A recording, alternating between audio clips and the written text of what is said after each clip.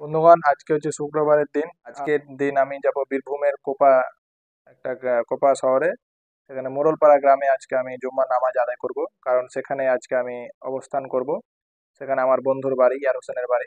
তো আজকে ওখানে জুম্মার নামাজটা আদায় হবে, তো সেখানকার মসজিদটা আজকে রিভিউ করে দেবো, আপনারা দেখে নেবেন। তো চলুন আজকের ওখানে মসজিদে নামাজটা পড়ে নিই। তো চলুন বন্ধুগণ, মসজিদে জুম্মা নামাজ পড়লাম।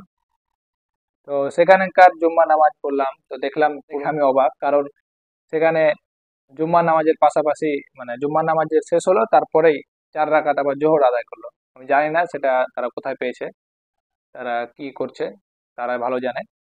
তা আমরা তো কোনোদিন ছোট থেকে পড়ে এসেছি শুধু জুম্মার নামাজ 2 রাকাত হয়। তো যাই হোক, সেটা তাদের বিষয়। তো আপনাদের ওখানে কিরকম ভাবে জুম্মার নামাজ হয় তা অবশ্যই জানাবেন।